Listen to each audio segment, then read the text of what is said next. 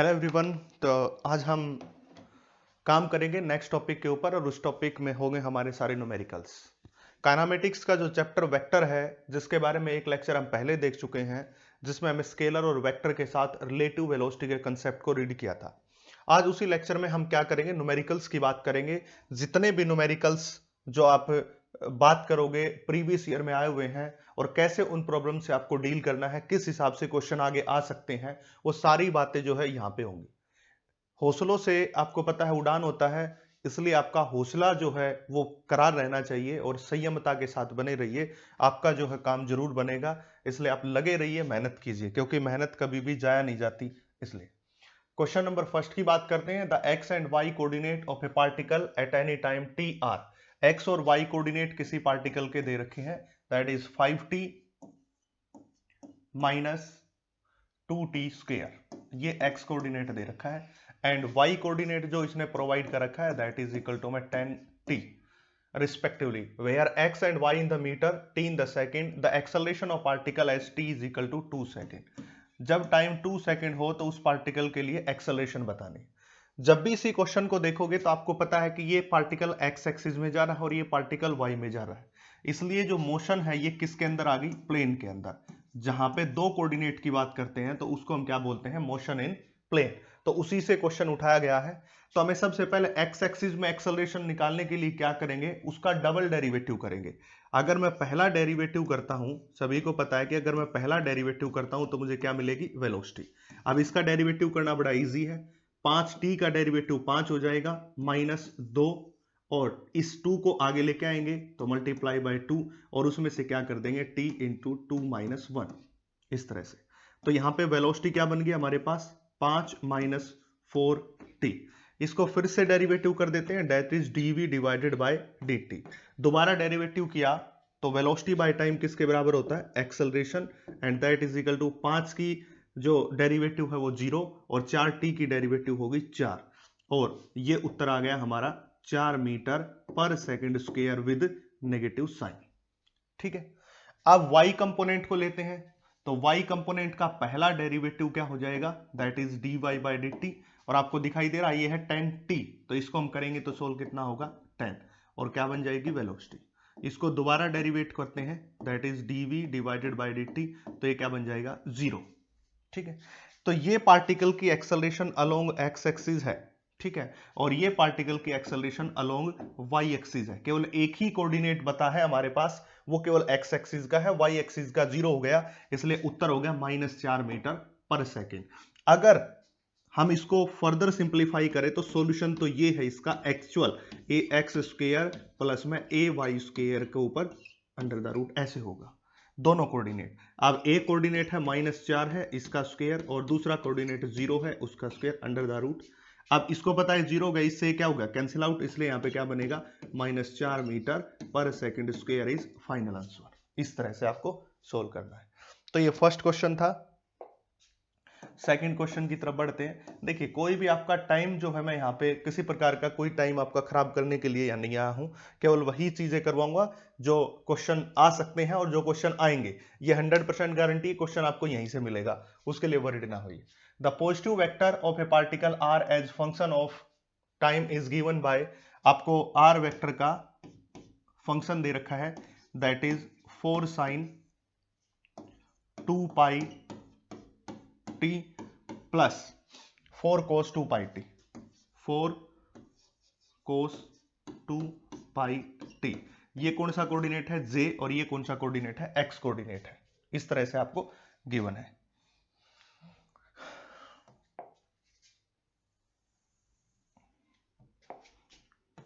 थोड़ा इस साइड लिख लेते हैं, that is 4 sin 2 pi t, और ये i कोऑर्डिनेट है, 4 cos 2 पाई t, और ये कौन सा कोऑर्डिनेट है, j कोऑर्डिनेट है, कुछ इस तरह से। अब इन्होंने क्या पूछ रखा है, r in metre, t in the second, i and j denote the unit vector along x and y। मैंने पहले ही बता रखा था, जिसके ऊपर कैप लगी हुई हो तो वो क्या होता है, unit vector. Direction respectively, which of the following statement is wrong. इस क्वेश्चन में थोड़ी मिस्टेक है, यहाँ टाइप करते हुए हो चुकी है। ये रॉन्ग स्टेटमेंट नहीं है, हम राइट स्टेटमेंट की बात करेंगे नीचे दिए हुए उत्तर में से, क्योंकि जैसे ये ऑप्शन में भी मिस्टेक है। तो लगभग मैं आपको ये क्वेश्चन सोल्व करके दिखा देता हूँ। इसका डेरिवेटिव करेंगे, that is d r divided by d t, तो that comes out to be 4, और ये 2 पाई क्या आ जाएगा आगे, और साइन का डिफरेंशिएशन होता है कोस 2 पाई इंटू टी, प्लस ये आई कोऑर्डिनेट है, इसमें 4, इसका भी 2 पाई आगे, और कोस का क्या हो जाएगा माइनस साइन 2 पाई टी, ये जे में हो जाएगा। फर्दर सिंप्लीफाई करोगे तो ये क्या बन गई वेलोसिटी, और पहले उसके अंदर वेलोसिटी की ही बात कर रहा है, तो ये हो जाएगा 8 पाई, ठीक है, और कोस 2 pi T in I coordinate, ये भी 8 पाई साइन 2 पाई टी इन जे कोऑर्डिनेट, ये नेगेटिव साइन के साथ है।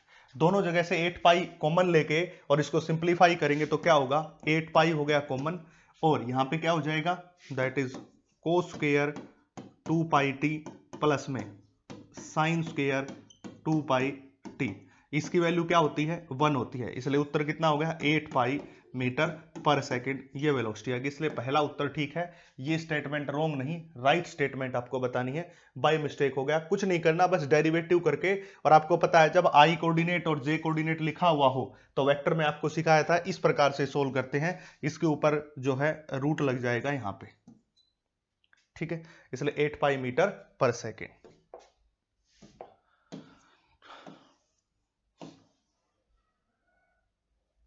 क्वेश्चन नंबर 3 की तरफ बढ़ते हैं। A particle is moving such that its position coordinate X Y are 2 and 3 metre at T is equal to 0। जब टाइम 0 है तो इसके पोजिशन कोऑर्डिनेट कितने हैं, that is 2 metre and 3 metre है, और इसके बाद जब टाइम कितना दे रखा है, time 2 second, that is time is 2 second, तो इसके कोऑर्डिनेट क्या 6 मीटर और 7 metre, that is 6 and 7 metre, और जब टाइम हमारा कितना दे दिया 5 second, that is equal to 5 second, तो इसके कोऑर्डिनेट क्या दे दिए 13 मीटर एंड 14 मीटर। क्या फाइंड आउट करा रहा है, average velocity vector form t0 से t5 तक, यानी कि t0 से लेके t5 सेकंड तक इसकी क्या बतानी है हमें, वेलोसिटी बतानी है। अब एक बात देखिए कि वेलोसिटी जो होती है वो किसके बराबर होती है, average velocity, that is change in displacement upon time, change in displacement divided by में टाइम टेकन, यही है।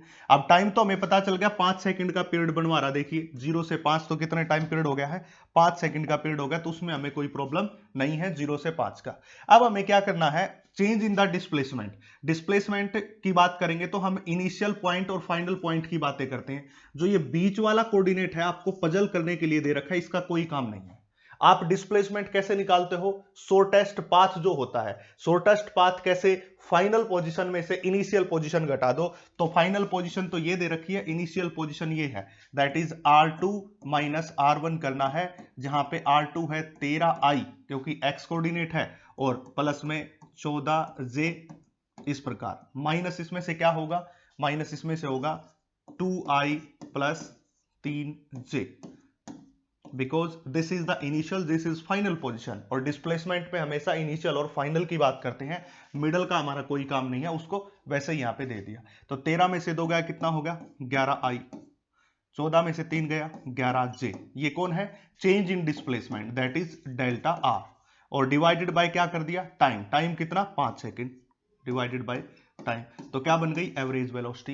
अब 5 को 11 को कॉमन लेंगे यहां पे, तो 11/5 i plus J, that is answer हो जाएगा डी के बराबर उत्तर हो जाएगा सीधा।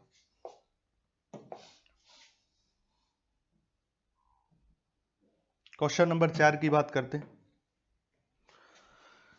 The body is moving, a body is moving with velocity 30 metre पर सेकेंड टुवर्ड ईस्ट। इससे पहले आपको ये पता होना चाहिए, ये नॉर्थ होता है, ये साउथ होता है, ये ईस्ट होता है, ये वेस्ट होता है, ये सारी बातें आपको पता होनी चाहिए,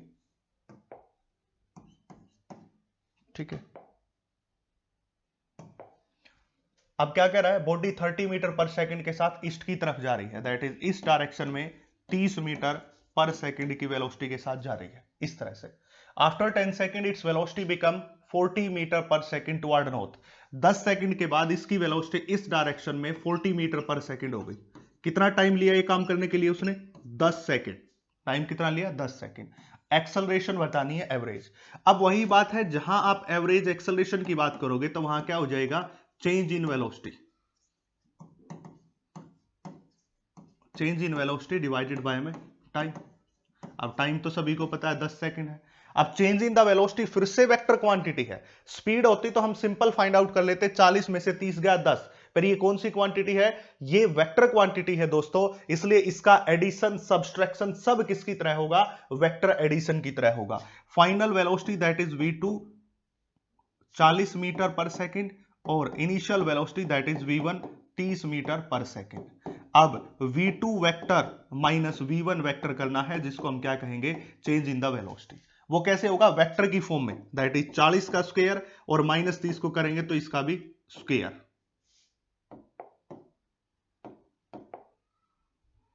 30 का स्क्वायर, और इसके ऊपर क्या रहेगा? रूट। सोल आउट करोगे तो कितना आ गया? 50 मीटर पर सेकंड। ठीक है, चेंज इन द वेलोसिटी कितनी आ गई? 50। टाइम कितना? 10। उत्तर कितना आएगा? 5 मीटर पर सेकंड स्क्वायर, 5 मीटर पर सेकंड स्क्वायर आ जाएगा। ठीक है, सिंपल से सॉल्यूशन है, कोई मुश्किल सॉल्यूशन नहीं है, सीधे सॉल्यूशन आपको करने हैं और बड़े एक्सपीरियंस के साथ करोगे। जो क्वेश्चन करवा रहा हूं इनसे बाहर कुछ नहीं आएगा, ऐसे ही क्वेश्चन आएंगे। A particle moves in the X Y plane according to the rule आपको गिवन है कि x इज इक्वल टू में a sin ओमेगा टी। ये बहुत बार पूछा गया क्वेश्चन है और ये भी नीट में आया हुआ क्वेश्चन है। y इज इक्वल टू में a cos ओमेगा टी। इस तरह से द पार्टिकल फॉलोज, कैसे पाथ को फॉलो करेगा। अब इसके लिए मुझे क्या निकालनी पड़ेगी? इसकी ट्रेजेक्ट्री। ट्रेजेक्ट्री कैसे निकालूं? देखिए, दैट इज एक्स स्क्वायर कर दिया, ए स्क्वायर कर दिया, साइन स्क्वायर ओमेगा टी, यानी कि उसका कर दिया स्क्वायर। इसी प्रकार यहां वाई स्क्वायर कर दिया, ए स्क्वायर कर दिया, कोस स्क्वायर ओमेगा टी। इसको प्लस कीजिए, इसको भी प्लस कीजिए। आपको पता है यहां कौन आएगा? X square plus Y square. वहां से कॉमन कौन ले लिया? A square. तो यहां sine square plus cos omega T की वैल्यू कितनी? 1। तो हमारे पास आया X square plus Y square is equal to A square. और ये ट्रेजेक्ट्री किसकी होती है भाई? ये ट्रेजेक्ट्री होती है सर्किल की, याद होना चाहिए।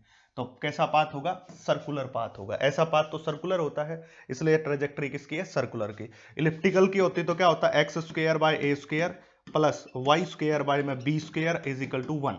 ए और बी अलग अलग होते, जब ए की वैल्यू बी के बराबर हो जाएगी तो दोनों से ए स्क्वायर को कॉमन लेके यहां लिया, तो इसलिए क्या बन गया? सर्कल। और ये किसकी है? इलिप्स की है। ये किसकी हो गई? इलिप्स की। ये किसकी हो गई है? सर्कल की। और पैराबोलिक पाथ की ट्रेजेक्ट्री कैसी होती है? That is y is equal to k into X का स्क्वायर, इस प्रकार। ठीक है, ये पैराबोलिक पाथ होती है।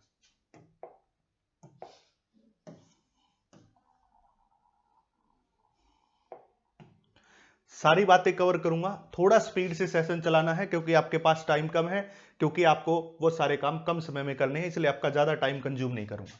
ए particle start from the origin 0 0। आपको ये ओरिजिन मान लीजिए 0 और 0 से पार्टिकल स्टार्ट हो चुका है। Moves in the straight line in X Y plane, its coordinate at later time are. X Y plane में जा रहा है, फिर से कह रहा हूं मोशन इन प्लेन है। कुछ टाइम के बाद इसके कोऑर्डिनेट है दैट इज √3 और 3, यानी कि एक्स एक्सिस की तरफ तो ये क्या है? एक्स एक्सिस की तरफ क्या है? ये इस तरफ तो कितना है? √3, और इस तरफ कितना है? 3 मीटर है। The path of particle makes with the x axis an angle of, कह रहा है एक्स एक्सिस के साथ ये जो एंगल बनाएगा वो कितना होगा। अब सीधा सा है, ये आपको 3 दे रखा है, ये आपको √3 दे रखा है, इसलिए आप क्या निकाल दो? tan थीटा निकाल दो। आपको कुछ करना ही नहीं। परपेंडिकुलर कितना? 3, ये कितना है? √3। उत्तर क्या आएगा? That is √3। अब tan √3 that is tan theta is equal to √3। tan theta √3 के किस में होता है? √3 दैट इज sin 60 के ऊपर, सॉरी tan 60 के ऊपर होता है। क्या किया हमने? सबसे पहले डायग्राम बनाया। यही तो बोल रहा है कि किसी पॉइंट के ऊपर उसका पोजीशन जो है √3 और 3 है, एक्स एक्सिस के साथ थीटा एंगल कौन बनाएगा? तो tan थीटा निकाल दो, परपेंडिकुलर अपॉन में बेस, और tan की √3 वैल्यू किसके ऊपर होती है? 60 डिग्री के ऊपर होती है। इस तरह से विद इन 1 मिनट के क्वेश्चन है, मुश्किल क्वेश्चन ज्यादा है ही नहीं। ठीक है, नेक्स्ट क्वेश्चन है, ए बस is moving on a straight road towards the north with uniform speed of 50 kilometre per hour. अभी अभी मैंने आपको बताया था कि आपको सारे कोऑर्डिनेट पता होना चाहिए, that is north and south, और ये जो डायरेक्शन है ये ईस्ट है, और ये जो डायरेक्शन है ये कौन है? वेस्ट है। ये रिलेटिव वेलोसिटी 2 डायमेंशन का कंसेप्ट आ गया है। Relative velocity in two dimension, इसलिए ध्यान से समझ ले, relative velocity in two dimension. Then it turns left 90 degree, पहले किस डायरेक्शन में जा रहा है, नॉर्थ में, इस तरफ, कितनी स्पीड के साथ, 50 किलोमीटर पर आवर के साथ। अब क्या कह रहा है कि लेफ्ट की तरफ टर्न कर गया 90 डिग्री से, if the speed remains unchanged, जाते जाते लेफ्ट की तरफ इस डायरेक्शन में चेंज, और स्पीड में कोई चेंज नहीं हुआ, मतलब यहां भी कितनी है, 50 किलोमीटर पर आवर है, पहले भी और बाद में, कोई चेंज नहीं हुआ है। After turning the increase in the velocity of बस इन द टर्निंग प्रोसेस, कितनी वेलोसिटी इंक्रीज हो गई है। अब वेलोसिटी को इंक्रीज करने का मतलब क्या है, कितनी वेलोसिटी चेंज हो गई है, वो कैसे पता चलेगा, वही वेक्टर फॉर्म में, पहले 50 किलोमीटर दे रखा, 50 दे रखा बाद में भी, तो वेक्टर नोटेशन लगा देंगे, that is V square plus में 2v into we cos 90 degree, क्योंकि दोनों के बीच एंगल कितने का है, 90 डिग्री का है, इसलिए ये हो गया 0, क्योंकि कोस 90 की वैल्यू 0, तो 50 का स्क्वायर प्लस 50 का स्क्वायर अंडर द रूट, तो इसमें क्या आ जाएगा, 70.7 किलोमीटर पर आवर। ठीक है, अब 70.7 में ये भी नहीं हुआ, ये भी नहीं हुआ, ऑप्शन बच गए दोनों, क्या बनाएगा, नॉर्थ ऑफ वेस्ट डायरेक्शन होगा या कौन सी डायरेक्शन होगा। अब मैं इसको रिलेटिव वेलोसिटी का कंसेप्ट क्यों कह रहा हूं, आपको एक बात याद रखनी है, जब भी आपको ऐसी सिचुएशन से डील करना पड़े, जैसे रेनमैन प्रॉब्लम में भी ऐसी सिचुएशन आएगी, वहां भी मैं आपको करवाऊंगा, तो आप एक बात याद रखना कि जब आप ऊपर की तरफ जा रहे हो और ऐसी सिचुएशन हो जाए, तो आपको एक कोऑर्डिनेट को रेस्ट पे लेके आना है, याद रखना। आपको इसको सोल्व करने के लिए, टू डायमेंशन की सिमेट्री को सोल्व करने के लिए आपको काम क्या करना, एक कोऑर्डिनेट को क्या करना है, रेस्ट पे लेके आना है। अब कोऑर्डिनेट रेस्ट पे कैसे आएगा, जब ये इस डायरेक्शन में जा रहा था, तो मैं इसको उल्टी डायरेक्शन में ये स्पीड दे दूं, तो देखो ये 50 ऊपर था, अगर मैं इसको उल्टी डायरेक्शन में दे दूं तो रेस्ट पे आ गया। अब एक कोऑर्डिनेट की डायरेक्शन ये हो गई, दूसरे की हमने दे दी इस डायरेक्शन में, तो रिजल्टेंट किस तरफ होगा, इसमें, ये कौन है, साउथ, ये कौन है, वेस्ट, तो south of west, south of west ये आ जाएगी। बट जब आप निकालोगे अपने नॉर्मल प्रोसेस से, तो आप रिजल्टेंट डायरेक्शन ये निकालोगे और उत्तर ये दोगे, जो कि क्या होगा, गलत होगा। इसलिए आपको जब भी ये सिमेट्री की बात करनी हो और जब टू डायमेंशन की बात करो, ऐसे ही रेनमैन प्रॉब्लम होती है, कोई आदमी जा रहा है तो उसकी डायरेक्शन को पलट दो, तो उसकी डायरेक्शन को पलटते ही आपके पास क्या जाए, क्योंकि आप कह सकते हो कि सर इसकी भी तो पलट सकते थे, इसकी पलटते तो ईस्ट ऑफ साउथ कोई ऑप्शन में ही नहीं है, अलोंग वेस्ट दे दिया बस सीधा और कुछ नहीं दिया, ईस्ट ऑफ साउथ, आपके पास डायरेक्शन के लिए ऑप्शन है, इसलिए इसी कोऑर्डिनेट को पलटना पड़ेगा, यही कोऑर्डिनेट आपको पलटना है, इस बात को याद रखें।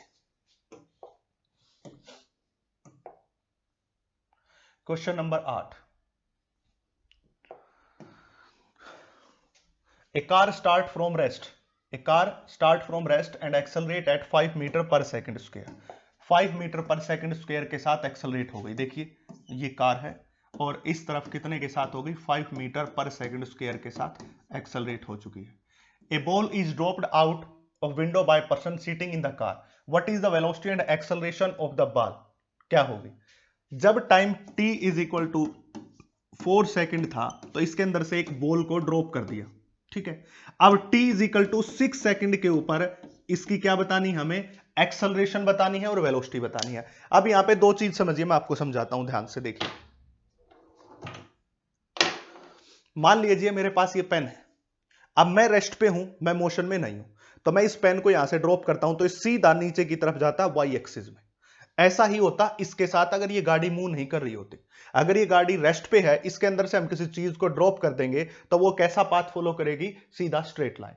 बट अगर मैं इस डायरेक्शन में मूव करूं और फिर इस पेन को छोड़ूं, तो क्या होगा, इसके पास एक वेलोसिटी तो सीधी होगी जो वाई एक्सिस में आएगी, और जिस डायरेक्शन में मेरी मोशन है वो डायरेक्शन भी इसको अपने साथ लेके जाना चाहेगी। मैं क्या कह रहा हूं, जैसे ही मैं किसी ऑब्जेक्ट को ड्रॉप करूंगा, रेस्ट के ऊपर हूं तो सीधा आ जाएगा नीचे, पर अगर मैं इस डायरेक्शन में जा रहा हूं, तो ये मेरी जो डायरेक्शन ऑफ मोशन है उस डायरेक्शन में उस ऑब्जेक्ट को ले जाना चाहेगी। मतलब जब ये ड्रॉप होगा यहां से, ये बॉल का ड्रॉप होगा यहां से, तो एक तो सीधी इसकी वेलोसिटी होगी जिसको वी वाई कहते हैं, और दूसरी वेलोसिटी होगी इस डायरेक्शन में वी एक्स, दूसरी वेलोसिटी जो किसने प्रोवाइड की है, गाड़ी ने, क्योंकि गाड़ी रेस्ट पे नहीं है, गाड़ी मोशन में है, तो गाड़ी उस बॉल को अपनी तरफ ले जाना चाहेगी एक तो, और वो बॉल नीचे भी आना चाहेगी। इसलिए ओवरऑल इसकी जो ट्रेजेक्ट्री है वो कुछ इस तरह की होगी, जिसको हम क्या कहते हैं, पैराबोलिक, पैराबोलिक, ठीक है। अगर रेस्ट पे होता तो ये ट्रेजेक्ट्री स्ट्रेट लाइन होती, अगर गाड़ी मोशन में है तो ये ट्रेजेक्ट्री कैसी हो गई है, पैराबोलिक हो गई है। अब एक्स एक्सिस की तरफ कंपोनेंट क्या होगा इसका, दैट इज एक्सेलरेशन गुणा में टाइम, एक्सेलरेशन है 5 और टाइम कितना है 4, दैट इज 20 मीटर पर सेकेंड। ये तो कौन है, एक्स एक्सिस की तरफ। वाई एक्सिस की तरफ कैसे निकालेंगे, ये क्या कह रहा है कि वाई एक्सिस की तरफ हमें बतानी है। तो वाई एक्सिस की तरफ अब मैं यहां पे इस बॉडी को ड्रॉप कर रहा हूं, तो ये किसके अंडर में आएगी, छोड़ते ही अंडर ग्रेविटी, इसलिए वी वाई की तरफ क्या हो जाएगा, that is G into T. ठीक है, तो वी वाई जी की वैल्यू कितनी होगी 10 और टाइम की वैल्यू कितनी, देखो 4 सेकंड पे प्रोसेस शुरू हुआ है, उसके 2 सेकंड बाद 6 सेकंड पे ये पूछ रहा है, तो टाइम का गैप कितना हो गया 2 सेकंड का, तो यहां पे क्या कर दिया 2, तो ये भी कितना हो गया 20 मीटर पर सेकंड। ये भी 20 है, ये भी 20 है, इसका रिजल्टेंट निकालोगे तो कितना हो जाएगा 20√2। सभी को पता निकालने का, 20 का स्क्वायर प्लस 20 का square under the root, solve करोगे तो 20√2। एक इस ऑप्शन में है, इसमें नहीं है, कट गया, इसमें नहीं है, कट गया, और एक इसमें है। अब एक्सेलरेशन ड्यू टू ग्रेविटी होगी, वो तो हमेशा एक्सेलरेशन ड्यू टू ग्रेविटी के साथ ही जाएगा। किसी चीज को जब भी आप ड्रॉप कर देते हो तो उसकी एक्सेलरेशन हमेशा ग्रेविटी के बराबर होगी, उसकी वेलोसिटी के कंपोनेंट अलग हो गए। उसका रीजन क्या है, वाई वाला तो मैंने बता दिया आना ही था, एक्स वाला क्यों आया, क्योंकि गाड़ी अपने बहाव के साथ, गाड़ी जिस स्पीड के साथ, कार जिस स्पीड के साथ जा रही है, वो एक कंपोनेंट उस बॉल के पास जरूर आएगा, इसलिए। तो एक्सेलरेशन कितनी हो जाएगी 10 मीटर, तो ये उत्तर आ जाएगा। तो 20√2 और 10 मीटर पर सेकंड, ये बात याद रखना, कई बार इस पे क्वेश्चन पूछ लिया जाता है। अगला, when object is shot from bottom of a long smooth inclined plane kept at an angle 60 degree. क्या कह रहा है, स्मूथ इंक्लाइंड प्लेन है, 60 डिग्री का कैप्ट है, और यहां से एक ऑब्जेक्ट को ऊपर की तरफ शॉट कर दिया। It can travel a distance x1 distance travel करता है along the plane, but when the inclined is decrease to 30 degree, जब इसी को कितना कम कर दिया 30 डिग्री तक कम कर दिया, यानी कि अब की बार इस इंक्लाइन को कितना बना दिया है 30 डिग्री, और फिर से यहां से शॉट किया गया है। ठीक है, 30 and the same object shot with same velocity, यहां पे भी वेलोसिटी v है और यहां पे भी वेलोसिटी क्या है v है, कोई चेंज नहीं है। It can travel x2 distance then x1 और x2 का रेशियो। इससे पहले आपको एक बात समझनी है, देखिए ये ऑब्जेक्ट है,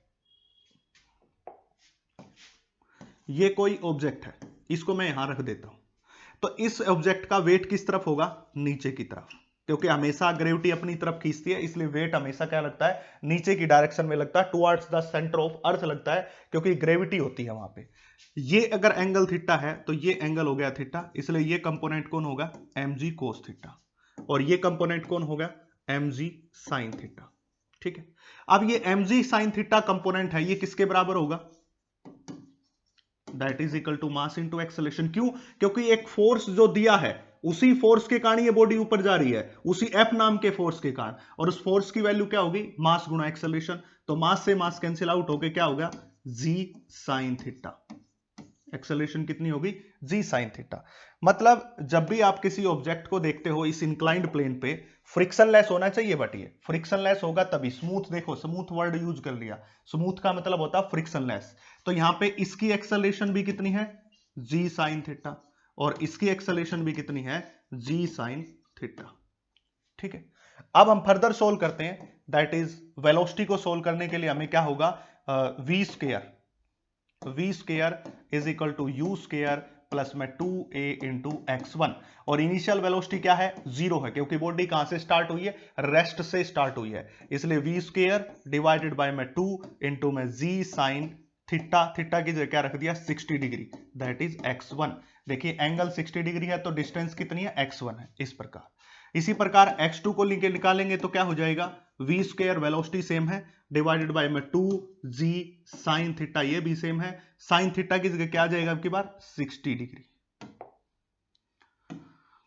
2g साइन थीटा की जगह क्या आ जाएगा 60 डिग्री आ जाएगा। ठीक है भाई, अब हमें क्या करना है दोनों का ratio, that is x1 bye x2, इस फार्मूले में रखा है, 2 को एज इट इज ले लिया, a की वैल्यू क्या है ag साइन थीटा, उसको यहां रख दिया, तो हम यहां पे रखेंगे v स्क्वायर डिवाइडेड बाय में 2g साइन 60 डिग्री और v square 2g sine 30 degree, यहां गलती से 60 लिख दिया क्योंकि ये कितने का है 30 का है, ये 60 है तो ये क्या है 30 है।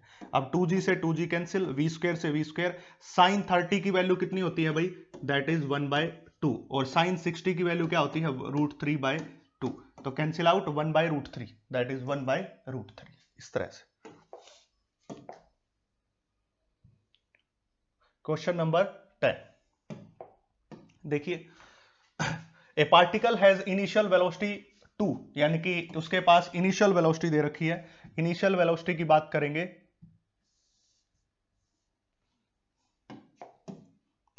इनिशियल वेलोसिटी u दे रखा है उन्होंने, कितना, that is 2i plus 3j, and acceleration कितना दे रखा है, that is 0.3i plus 0.2j के बराबर।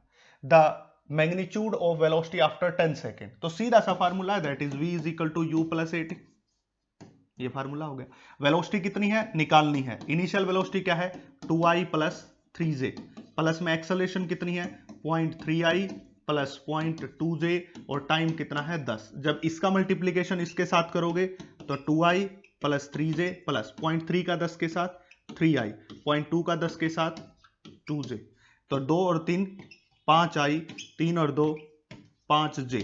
इसको सोल्व करो, 5 का स्क्वायर प्लस 5 का स्क्वायर, 5 का स्क्वायर प्लस 5 का square under the root, that is 5√2 units आ जाएगा उत्तर, सोल्व करोगे तो। अगला क्वेश्चन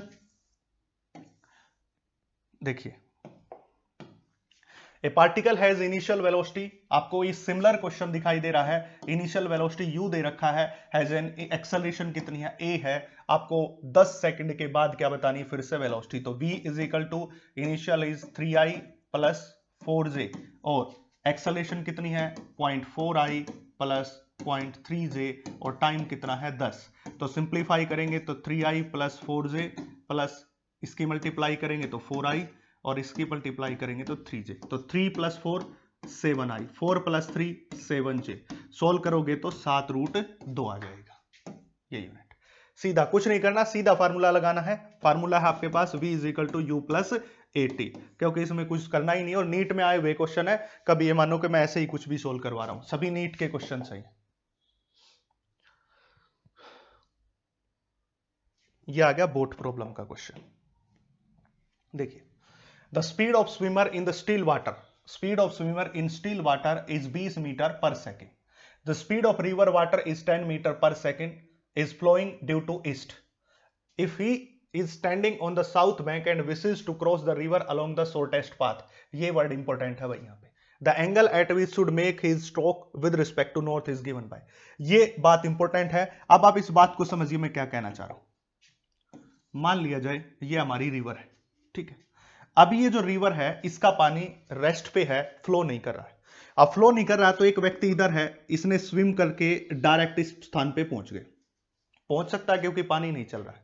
अब हमने क्या कर दिया, इसके पानी को चला दिया कितनी वेलोसिटी के साथ, वी आर वेलोसिटी के साथ। अब एक बात देखिए, जब स्विमर इसमें स्विम करने की कोशिश करेगा तो होगा क्या, होगा ऐसा कि ये जाना चाह रहा है इस तरफ, पर जो पानी का बहाव है वो क्या करेगा, इसको इस तरफ लेके जाएगा। जब भी आप कभी देखा होगा, कभी कुछ वीडियोस देखे होंगी तो आपने देखा होगा कि कोई गंगा में गोता लगाता है, गंगा जी में, अब गोता लगाते ही उसका पानी के भाव के साथ कहते हैं वो बह के चला गया, पानी के भाव के साथ। ऐसा होता है क्यों, क्योंकि जब हमारा भाव की स्पीड बहुत ज्यादा हो तो आदमी, इंसान क्या करता है, या कोई ऑब्जेक्ट क्या होता है, उसके भाव के साथ जाएगा। जैसे अभी अभी गाड़ी के अंदर से जब हमने उस बॉल को ड्रॉप किया तो वाई कोऑर्डिनेट तो आ गया, पर एक्स कोऑर्डिनेट कौन सा आ गया, जो गाड़ी चल रही है उसके कारण। इसी प्रकार यहां पानी चल रहा है, उसके कारण क्या होगा, वो जो स्विमर है उस भाव के साथ जो है चल पड़ेगा, इसलिए वो जाना चाह रहा है इस तरफ, पर जाएगा कहां पे, इस तरफ जाएगा, ठीक है।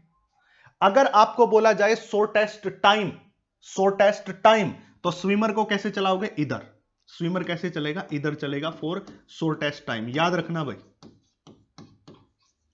शॉर्टेस्ट टाइम, इसके लिए तो चलेगा ऐसे। आपको हिंट मिलेगा क्वेश्चन के अंदर, जैसे शॉर्टेस्ट पाथ मिल गया, shortest time.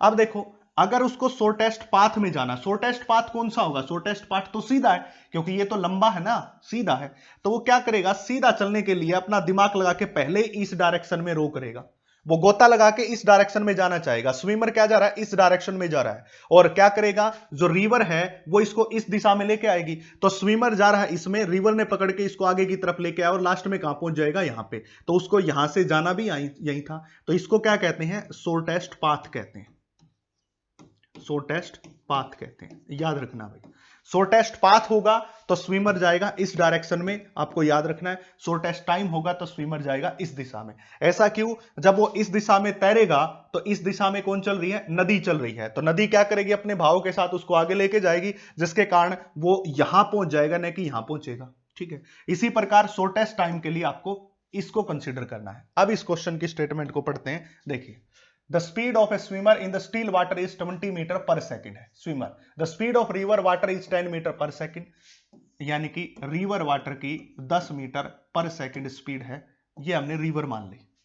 Due to east, east direction में मैंने ले ली। He is standing on the south bank, ये यहां पे खड़ा हुआ है। कौन है? स्विमर खड़ा हुआ है यहां पे bank, and wishes to cross the river along the shortest path. अब मैंने अभी भी बताया, अगर वो शॉर्टेस्ट पाथ में जाना चाह रहा है तो उसको कहां जाना पड़ेगा? इस दिशा में जाना पड़ेगा। अगर वो शॉर्टेस्ट पाथ में जाना चाह रहा है तो ये क्या होगी? Velocity of swimmer. Shortest path के लिए इसमें देख सकते हो, शॉर्टेस्ट पाथ के लिए, शॉर्टेस्ट टाइम के लिए ये है, इस दिशा में जाएगा। The angle at which he should make his stroke with respect to north, तो ये एंगल बताना है, ये एंगल कितना होगा। अब देखो, रिवर की स्पीड कितनी है? 10 मीटर पर सेकंड, ये दे दिया। ठीक है, इसके साथ साथ आपको 20 मीटर पर सेकंड किसकी स्पीड दे दी? स्विमर की, दैट इज 20 मीटर पर सेकंड। और आपको निकालना है ये थीटा, तो ये निकालने के लिए आपके पास परपेंडिकुलर है, हाइपोटेन्यूज है, तो क्या निकाल दो? साइन थीटा निकाल दो। परपेंडिकुलर इज 10, हाइपोटेन्यूज इज 20, तो उत्तर आया 1/2। और साइन थीटा 1/2 किस पे होता है? 30 डिग्री पे, तो 30 डिग्री ऑफ वेस्ट आ जाएगा उत्तर, इस तरह से।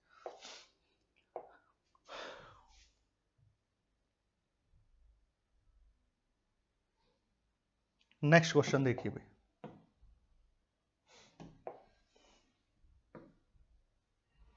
अगला क्वेश्चन है, two boys are standing at the end A and B of a ground. देखिए, आपके पास एक ग्राउंड है और उसके दो एंड ले लिया आपको, ये ए एंड हो गया और बी एंड हो गया। यहां पे खड़े हुए हैं दो दोस्त, ठीक है, boys.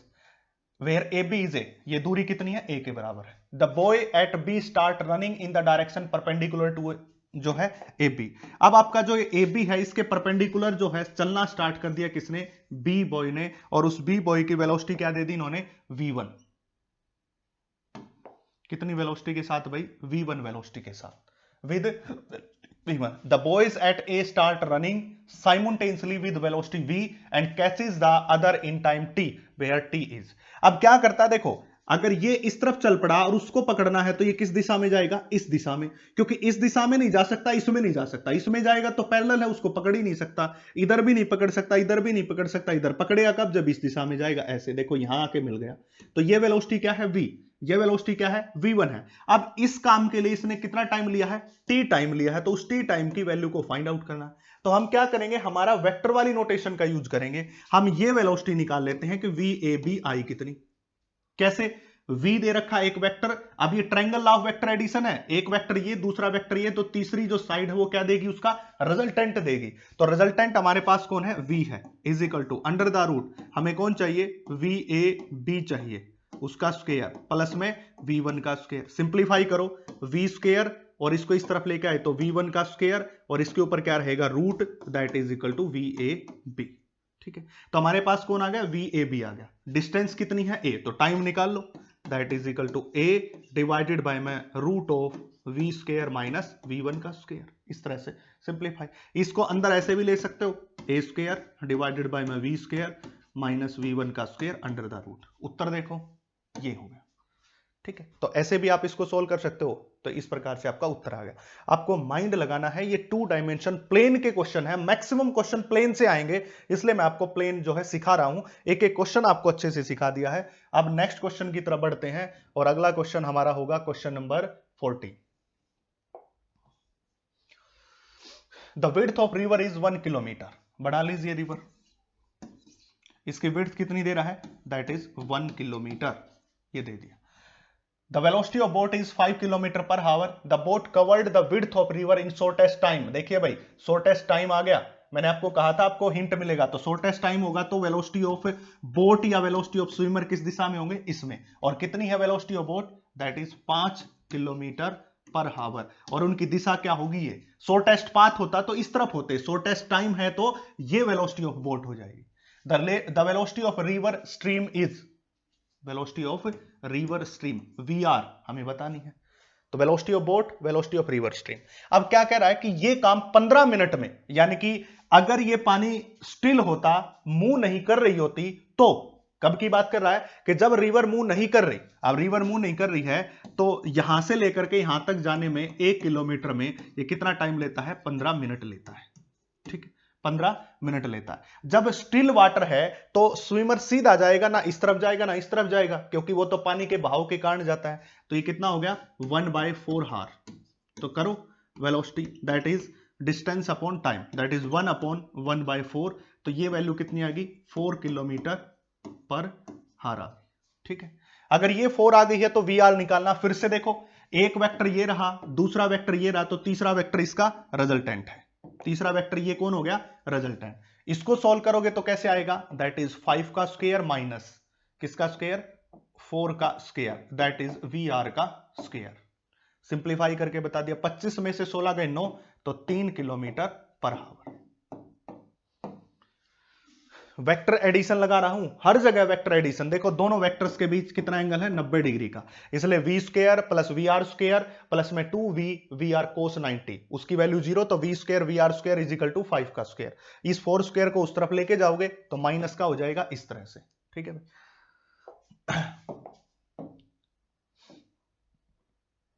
Question number 15। The person aiming to reach exactly opposite point on the bank of a stream is swimming with speed of 0.5 metre पर सेकेंड। एक आदमी ने अपना लक्ष्य बना लिया कि वो बिल्कुल अपोजिट एंड पे जाना चाहता है, यहां पे जाना चाहता है। अब क्या कह रहा है कि exactly opposite point on the bank of stream is swimming with speed of 0.5 metre पर second at an angle of 120 degree with direction of flow of water. अब मान लिया जाए वाटर की फ्लो की डायरेक्शन ये है, मैं इस क्वेश्चन की स्टेटमेंट को समझा देता हूं कि वाटर की फ्लो की डायरेक्शन वी आर ये है। तो कहता है कि इस फ्लो की डायरेक्शन के 120 डिग्री के ऊपर एक आदमी स्विम कर रहा है, दैट इज 0.5 मीटर पर सेकंड के साथ, और ये टोटल एंगल कितने का हो गया? 120 डिग्री का। ऐसा ये बोल रहा है। रिवर की जो वेलोसिटी है उसके साथ 120 डिग्री एंगल बनाते हुए इस डायरेक्शन में स्विम कर रहा है, और ये किसका एग्जांपल है? That is example of shortest path का एग्जांपल है। उसने अपने हिंट दे के बता दिया है। तो हमें क्या पूछ रहा है? द स्पीड ऑफ रिवर, यानी कि स्पीड ऑफ रिवर बतानी है। तो ये स्पीड ऑफ रिवर है तो ये भी स्पीड ऑफ रिवर होगी, अलग थोड़ी ना होगी। वेक्टर चाहे यहां पे हो चाहे वेक्टर यहां पे हो, एक ही बात होती है। वेक्टर जो पैरेलल होते हैं हमेशा सेम होते हैं। ये वेक्टर इसके पैरेलल होगा, इसके वेक्टर के पैरेलल ये भी है, यहां भी है, याद रखना। अगर ये 90 डिग्री है तो ये कितना है? 30 डिग्री है। अगर ये 30 डिग्री है तो हमारे पास क्या होगा? Sine 30 degree is equal to, में परपेंडिकुलर हो गया वी आर, और ये कितना हो गया? 0.5।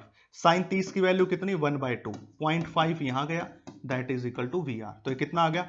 0.25 मीटर पर सेकेंड, दैट इज 0.25 मीटर पर सेकेंड।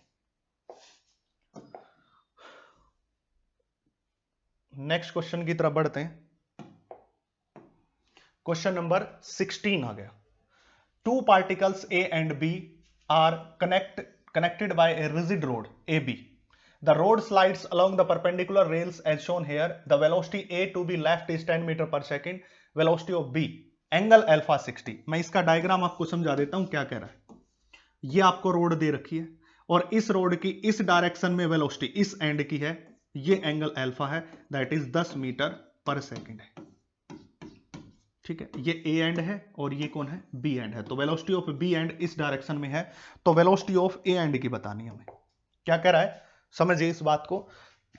एक रोड इस तरह से रखी हुई है और इस रोड की वेलोसिटी इस तरफ हमने दे दी कितनी? 10 मीटर पर सेकंड। तो इस एंड की वेलोसिटी क्या होगी? तो ये क्या जाना शुरू करेगा? ये ऊपर की तरफ जाना शुरू करेगा। एक वेक्टर इस तरफ है, एक वेक्टर इस तरफ है, जिसको हमने क्या बोल दिया? वी है। और इस अल्फा की वैल्यू क्या है? 60 डिग्री है। तो आपको क्या निकालना होगा? आपको निकालना होगा tan 60 डिग्री। क्यों? Perpendicular upon base. Perpendicular is V A and base is V B. tan 60 degree की वैल्यू क्या होगी? √3 गुणा में कौन होगा? वीबी। वीबी कितना है? 10। तो क्या आ जाएगा? वी आ जाएगा। बस सिंपल करना, कुछ नहीं करना। इसकी वैल्यू क्या होती है? 1.73 गुणा 10, दैट इज 17.3 मीटर पर सेकेंड। तो 17.3 मीटर पर सेकेंड, इस तरह से।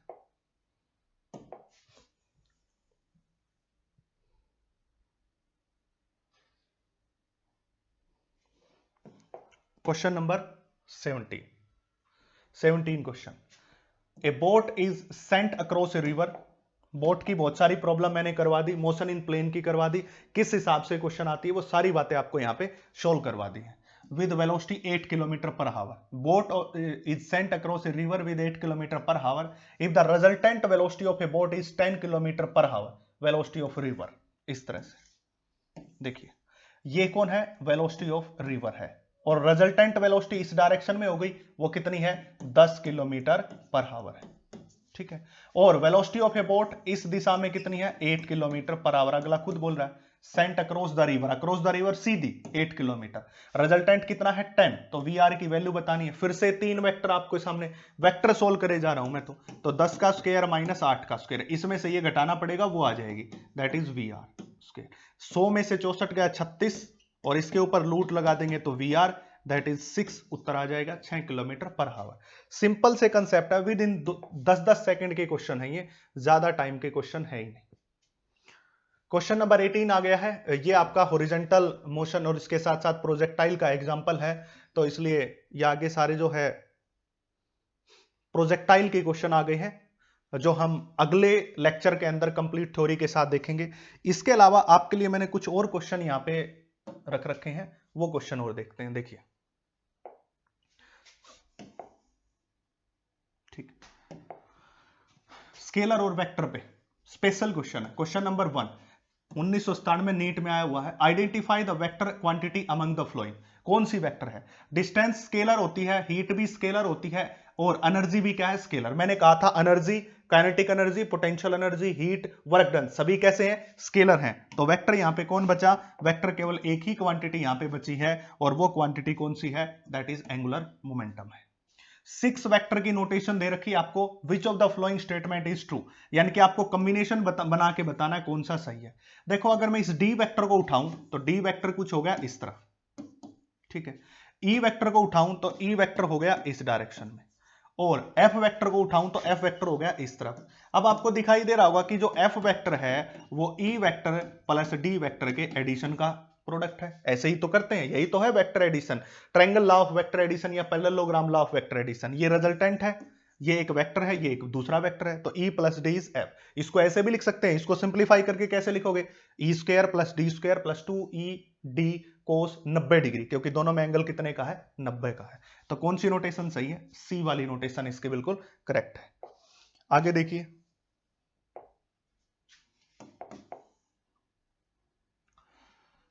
Question number 3, if unit vector is represented by, आपको एन यूनिट वेक्टर दे रखा है, that is 0.5 I plus, sorry minus दे रखा है साथ में, माइनस 0.8 जे, और प्लस में क्या है, सी के है। अब देखो, अगर ये यूनिट वेक्टर है तो इस यूनिट वेक्टर की वैल्यू क्या होगी, 1 के बराबर होगी, और कुछ तो हो ही नहीं सकती। अब इसका मैग्नीट्यूड निकाल के उसके मैग्नीट्यूड को किसके बराबर कर दो, 1, क्योंकि हमें सभी को पता है कि यूनिट वेक्टर का मैग्नीट्यूड क्या होता है, 1 होता है, इसलिए तो ये मैग्नीट्यूड निकालेंगे तो कैसे आएगा, 0.5 का स्क्वायर प्लस 0.8 का स्क्वायर, क्योंकि माइनस का स्क्वायर करोगे तो प्लस आ जाएगा, सी का स्क्वायर इज इक्वल टू 1 का स्क्वायर, इस प्रकार। तो 0.5 कितना हो जाएगा, 0.25 प्लस 0.64 प्लस में सी का स्क्वायर इज इक्वल टू 1, तो ये कितना हो जाएगा, दोनों मिला के 0.89 प्लस सी स्क्वायर इज 1, ठीक है।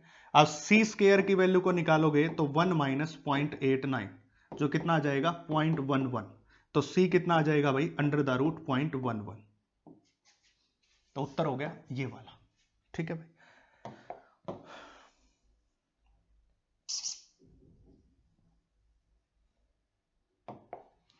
अगला क्वेश्चन देखते हैं, question number 5, the vector A and B such that A B is equal to A minus B. Fourth वाला देखते हैं, पहले फोर्थ वाला रह गया। If magnitude of sum of two vector, यानी कि आपके पास, मैं इसको थोड़ा बड़ा कर देता हूं, देखिए, if the magnitude of sum of two vector is equal to magnitude of difference of two vector, यानी कि आपको सम दे दिया दो वेक्टर का a प्लस बी, वो किसके बराबर है, a माइनस बी के बराबर है, ऐसा बोल दिया इसने। a प्लस बी किसके बराबर है, a minus B, angle between vector. तो जब ऐसी कोई भी नोटेशन लिखी होती है, आपको ये हमेशा बता रखा है कि वेक्टर में क्या होता है, a square plus B square plus 2ab cos theta, theta कौन है? एंगल है जिसे फाइंड आउट करना है। इक्वल टू, इसको सोल्व करेंगे तो ये कितना हो जाएगा, A square plus B square minus 2ab cos theta, और इसके ऊपर क्या रहेगी, अंडर द रूट। ये सब्सट्रैक्शन है, ये एडिशन है। इस रूट से इसको क्या कर देंगे, कैंसिल आउट। अब आगे इसको सिंप्लीफाई करेंगे तो क्या होगा, that is A square plus B square plus 2ab cos theta. इसको इस तरफ लेके आओ तो माइनस का ए स्क्वायर माइनस का बी स्क्वायर, ये माइनस का है तो क्या हो जाएगा, प्लस का 2ab कोस थीटा, और टोटल किसके बराबर, 0। ए स्क्वायर से ए स्क्वायर, बी स्क्वायर से B square, 2ab cos theta plus 2ab cos theta, that is 4ab cos theta is equal to 0। अब 4ab 0 नहीं हो सकता तो कोस थीटा के 0 होना पड़ेगा, तो कोस थीटा किसके बराबर आ गया, 0। 0 कब होता है, जब 90 डिग्री एंगल होता है। जब कितने डिग्री एंगल होता है, 90। तो उत्तर कितना आ जाएगा, 90 आ जाएगा। अब एक देखो, आपके साथ खेल गया अगले ही एग्जाम में, ये कब आया हुआ है, नीट 2016 में। अब ये क्वेश्चन देखो, the vector A and B are such that A plus B is equal to A minus B. यही तो नोटेशन है आपके सामने जो रखी हुई है, यही नोटेशन है, सेम सॉल्यूशन है, और इसका उत्तर भी क्या आएगा, 90 डिग्री। इसका उत्तर भी क्या आएगा, 90 डिग्री आएगा। ये कब आया हुआ, 2006 में, 1996 में, 1991 में, और उसके बाद रिपीट कर दिया 2016। इसलिए मैं बार बार कहता हूं कि आपको कम से कम 30 से 35 साल के क्वेश्चन सोल्व करने, और वही मैं करवा रहा हूं। 30 से 35 आपके सामने प्रूफ दे दिया, 30 से 35 ईयर के क्वेश्चन आपको सोल्व करने पड़ेंगे, वहीं से क्वेश्चन बहुत सारे रिपीट होके आते हैं। ठीक है, अब आगे की तरफ बढ़ते हैं, क्वेश्चन नेक्स्ट करेंगे हम।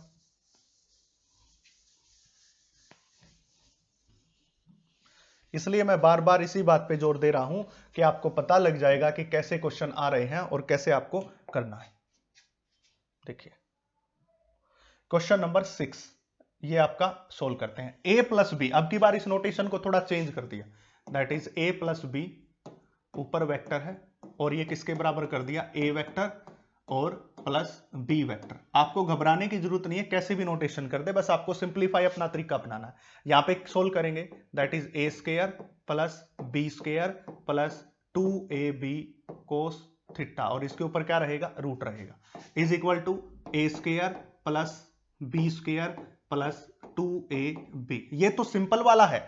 अगर ये ऐसे होता है तो उसमें कोस का एंगल आता है, जो वेक्टर में लेते हैं हम। इसमें क्या आता है, कोस का एंगल, जहां हम किसकी बात करते हैं, वेक्टर की बात करते हैं। बट जब ऐसा मिले तो वो सिंपल है, वहां पे कोस का फंक्शन नहीं, वो सीधा a प्लस बी का स्क्वायर है। तो देखिए यहां पे भी रूट आएगा, तो इससे क्या हो जाएगा, कैंसिल, ए स्क्वायर बी स्क्वायर से A square B square cancel. यहां कौन बचा, 2ab कोस थीटा। अब मैं इसको इस तरफ लेके आऊंगा तो माइनस 2ab हो जाएगा, इज इक्वल टू 0 के बराबर। ठीक है, 0 के बराबर है तो 2ab को लिया कॉमन, यहां कौन हो गया, cos theta minus 1 is equal to 0। देखो 2ab यहां से कॉमन, तो यहां क्या रहेगा, कोस थीटा माइनस 1। इससे क्या प्रतीत होता है, इससे यह प्रतीत होता है कि 2ab दोनों वेक्टर 0 नहीं हो सकती। जब ये 0 होगा तभी इन दोनों का प्रोडक्ट किसके बराबर होगा, 0 के बराबर। अलग तरीके से सोचना सिखा रहा हूं, जब इसका और इसका प्रोडक्ट 0 कब हो सकता है, जब ये फंक्शन 0 होगा, क्योंकि ये तो वेक्टर है, ये तो 0 नहीं हो सकते। इसलिए कोस थीटा माइनस 1 किसके बराबर हो गया, 0। सो कोस थीटा किसके बराबर, 1, और ये 1 किस पे होता है, 0 डिग्री। तो उत्तर क्या आएगा, 0 डिग्री आएगा। ठीक है, उत्तर क्या होगा, 0 डिग्री। अब लास्ट क्वेश्चन हमारा बचता है, और उस क्वेश्चन को मैं आपको सोल्व करवाता हूं। देखिए आपके पास 3 वेक्टर गिवन है, आपको क्या दिए मैं, 3 वेक्टर ए बी एंड सी, उनकी वैल्यू 3, 4 और 5 लगातार दे रखी है, और इस प्रकार है कि a प्लस बी किसके बराबर है, c। तो एंगल बताना है a और b के बीच। देखिए आपको क्या गिवन है, a vector, b vector, c, value 3, 4 और 5, साथ में क्या दे रखा है, a प्लस बी किसके बराबर है, दैट इज वेक्टर c के बराबर। फिर से वही सॉल्यूशन इसका, that is a square plus B square plus 2ab cos theta is equal to C square, और इसके ऊपर अंडर द रूट और इसके ऊपर भी अंडर द रूट। इससे क्या हो जाएगा, कैंसिल आउट। सिंप्लीफाई करो, ए स्क्वायर की वैल्यू क्या है, 3 का स्क्वायर, बी स्क्वायर की वैल्यू क्या है, 4 का स्क्वायर, 2, ए की वैल्यू 3, बी की वैल्यू 4, और साथ में कौन, कोस थीटा, और सी स्क्वायर कितना है, 5 का स्क्वायर 25। देखो 3 का स्क्वायर 9, और 4 का स्क्वायर 16, और 3 दूनी 6 चौक 24, cos theta is equal to 25 हो गया। अब 16 और 9 25, इससे कैंसिल हो गया, तो 24 कोस थीटा किसके बराबर हो गया, 0 के बराबर। तो अब 24 तो 0 नहीं हो सकता, क्योंकि वो नंबर है, 0 किसका होना पड़ेगा, कोस थीटा को। तो कोस थीटा हो गया कितना 0। देखो इसको नीचे लेके जाओगे तो सारा 0। अब कोस 0 किस एंगल पे होता है 90 डिग्री। तो ए और बी में एंगल कितने का है 90 डिग्री का। उत्तर क्या होगा इसका 90 डिग्री होगा। तो इस हिसाब से मैंने सारे क्वेश्चन आपको प्रीवियस ईयर के करवा दिए हैं। इससे अगला लेक्चर जिसके अंदर हम बात करेंगे प्रोजेक्टाइल मोशन और यूनिफॉर्म सर्कुलर मोशन और उसके साथ रेनमैन प्रॉब्लम, और उसी लेक्चर के अंदर आपको सारे जो है न्यूमेरिकल्स और सारी जो है थ्योरी के बारे में एक्सप्लेन करूंगा एक एक करके, और एक्सप्लोर करेंगे और पूरे के पूरे टॉपिक और पूरे के पूरे सिलेबस को कवर करेंगे। आज के लिए इतना ही। Thank you.